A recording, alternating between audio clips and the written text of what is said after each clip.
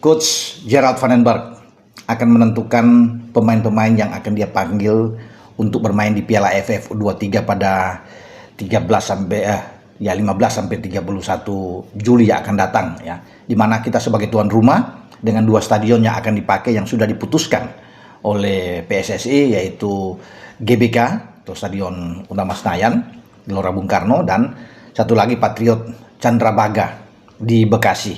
Itu dua lokasi kita untuk bisa menampung 12 tim yang nantinya akan ikut berlaga di Piala AFF U23 tahun ini. Sebagai tuan rumah tentunya kita ditargetkan harus bisa menjadi juara.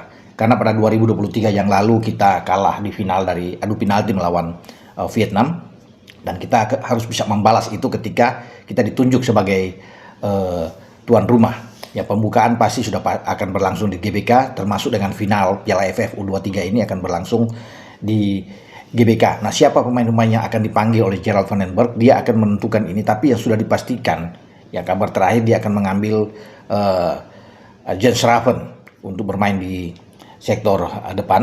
Nanti akan dia putuskan 23 pemain, teman-teman. Nah, selain Jens Schraven, bahkan dia sudah bisa bertemu langsung dengan Jens Schraven kan. Dia akan coba untuk bisa menampilkan lagi Marcelino Ferdinand, karena ini di waktu yang saya pikir masih libur ya. Semua kompetisi di Eropa belum bermain kecuali ada uji coba pramusim. Tetapi di bulan Juli itu adalah waktu yang pas, yang tepat tentunya. Nah, selain Jens Schraven, dia akan panggil Marcelino Ferdinand, kemudian Rafael Struijk yang mungkin akan ada di depan, dan kalau pemain abroad lainnya Tim Hypens akan dipanggil oleh Gerald Van den Berg bersama dengan Dion Marks. Itu untuk di U23, karena Gerald Van den Berg juga akan mempersiapkan tim untuk U23 ini pada bulan September untuk kualifikasi Piala Asia U23. Kita juga sedang berpotensi menjadi tuan rumah karena ada 11 tim unggulan. Nah, kita masuk di antara 11 tim unggulan itu, dan kita mencoba lewat Pak Ketua Umum, Pak Erick Thohir sudah mengatakan akan berusaha agar Indonesia menjadi tuan rumah penyelenggara. Ya, karena masing-masing grup itu bisa ada 4 tim yang ada di sana, dan sudah dipilih kemungkinan besar akan bermain di Gelora Delta Sidoarjo ya, di Jawa Timur untuk kualifikasi U23 AFF ya.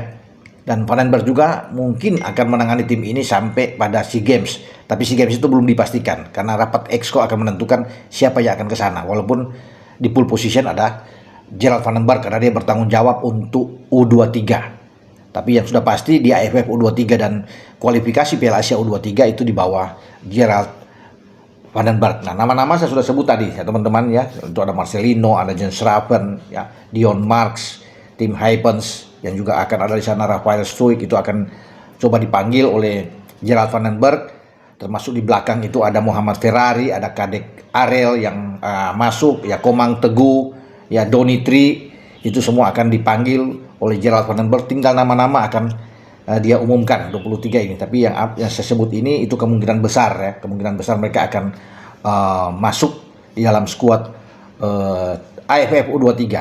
Karena itu tadi yang saya bilang bahwa Indonesia mengusung ambisi target harus menjadi juara di U23 Piala AFF ini. Mumpung di saat kita sebagai tuan rumah penyelenggara ya, kesempatan, dan ini menjadi tantangan pertama ya bagi Gerald Van den Berg ketika dia ditunjuk sebagai pelatih kepala untuk U23 oleh PSSI, dan dia juga sebagai asisten pelatih di timnas senior ya bersama dengan Alex Pastur untuk bisa membackup pelatih kepala Patrick Kluivert di tim senior.